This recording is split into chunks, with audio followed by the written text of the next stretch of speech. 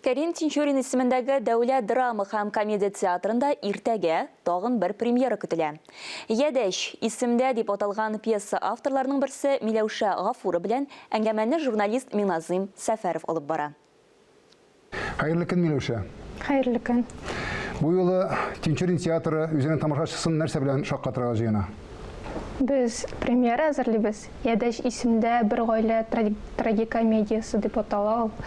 Шундый узун исемле спектакль. Аны 4 автор бергә язабыз. 4 автор. Бу димәк иҗат лабораториясе дип әйтергә була инде моны, әйме? Иҗат лабораториясы. Әле шуңа өстәп без аны авторлар гына түгел, актерлар да һәм режиссер үзе дә яза. Бу эштә катнаша, әйме? Ялгышмасам, режиссер бит безнең театрның режиссеры түгел. Юк. Чакырылган режиссер. Бу юлы без Венгриядан Сердар Тагировский дигән режиссерны чакырдык. Ул Европада бик танылган, әмма Россиядә һәм Татарстанда аның турында белүчеләр бик әз. Фамилиясына караганда безнең Сахиб Джамал Волжская, Газиз Айдарский шикелле безнең артистларыбызның тәхәллүсе шикелле яңгыраган фамилия Тахировский дигәндә бу безнең татар кешесе икәнлеге шәйләнә. Татар кешесе ул, минем якынча минем яшьләрдә булганда ул алыштырырга мәҗбүр була фамилиясын, чөнки аңа, җайсызрак була ул фамилия белән. Ул аның чын фамилиясе Абдуллин. Татар баласы Казанда туган. Казанда туган. Аңа 6 яшь булганда аның гаиләсе Венгриягә күченгән дип әйе.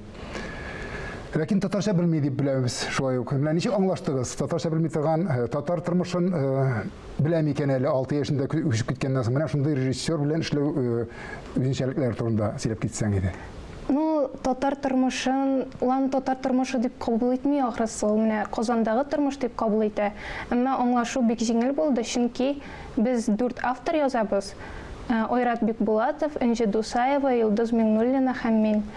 Һәм теге 3 автор Сердар белән якынча бер үк вакытта туган, һәм барысы да Казанда туган, һәм барысы да Казанда үскәннәр. Ягъни алар барысы да бер мөхиттә булган. Үзләре турында әсәр шикелле кабул ителә инде бу, әйме? Аларның уртак балачак. Бик охшаган шартларда үскәннәр, бөтенесе дә һәм бөтенесе өчен дә бик таныш нәрсәләр. Шуңа күрә алар бик җиңел аңлаштылар. Трагикомедия дигәндә бер гаиләнең трагикомедиясе.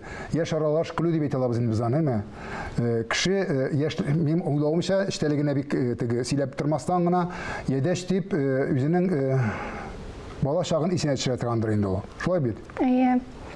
Без ул турыда сөйләгәндә шуны әйтәбез инде, исән калу өчен, имин генә яшәү өчен кабер вакытта нәрсәндер онытырга кирәк. Ләкин шул ук вакытта без хәтерләгәндә без үзебезнең нәселебезнең бер буыны булып торабыз. Шуңа күрә һаман исемдә булырга кирәк. Истә булырга кирәк. Әйме, шундый уендагы шикелле, ядәш уендагы шикелле, әйме? Музыкасы, композитор миңа калса Румыниядән дип беләм. Композитор Венгриядан, аны Сердар үзе чакырды. Безнең сәхнә бизәлеше буенча һәм костюмнар буенча рәссам ул Румыниядан. Гомумән, бу әсәрне тамашачы кабул итәр дип уйлыйсыз. Ничек кабул итәргә тиеш? Уйлавыгызча. Ул сәхнәдән хәзер репетицияләрне караганда ул бөтенләй башкача. Миңа калса ул аны әсәр дип кабул итмәс. Ләкин ул Тинчурин театрын монда итеп бер кайчан да күргәне юк иде әле, һәм ул аңа ошар дип уйлыйм. Анда актерлар да бөтенләй башка төрле һәм без ияләшмәгән приемнар кулланыла. Димәк, бу Европа театрының Тинчурин театрындагы бер Әз генә кирип китмәкче булып маташу. Әйе. Димәк, шуннан да иҗат лабораториясе дигән сүз инде бу, әйме? Уңышлы була күрсен, беренче кыймак түйерле булмасын дип уйлап карыйк, һәм сезнең дә алга таба да уңышлар насыйп булсын дип. Рәхмәт. Исәнлектә күрешик.